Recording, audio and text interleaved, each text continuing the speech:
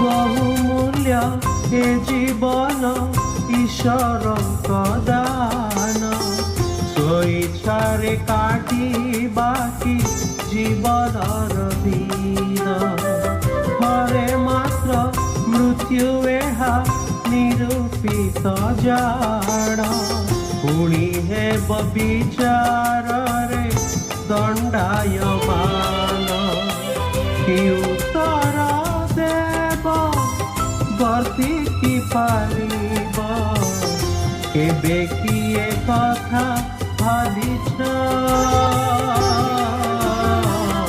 बंधु हे कथा विवेच। प्रिय श्रोता बंधु प्रभु जीशु ख्रीष्ट गौरवमय नाम आपण को शुभेच्छा।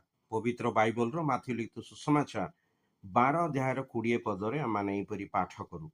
न्याय को जययुक्त न करिबा पर्यंत से छेचानल भांगिबे नाही, पुणी सधुम सलिता लिभाइबे नाही।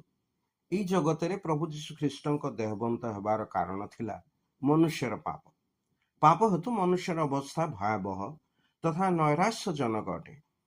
आउ ता निमंते ईश्वरଙ୍କ निरूपित दंड नरक अटे। अधिकंतु एई पृथ्वी रे तार अवस्था छेचानल और सधुम सलिता सदृश अटे।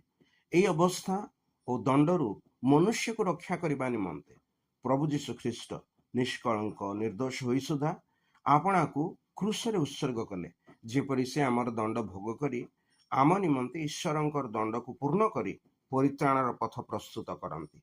जे कही प्रभु जीशु ख्रीष्टଙ୍କ ठारे विश्वास करे और ताहांको निज जीवन रे प्रभु और त्राणकर्ता रूपे ग्रहण करे से ईश्वरंकर अनुग्रह प्राप्त हुए और परित्राण प्राप्त हुए।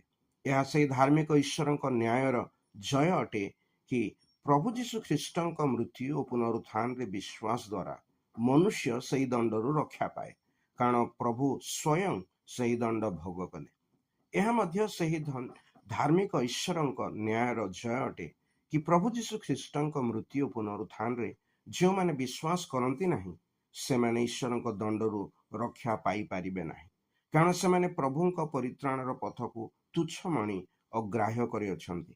तेबे आपणक जीवन रे ईश्वरंकर न्याय किपरि भावे प्रकाशित हबो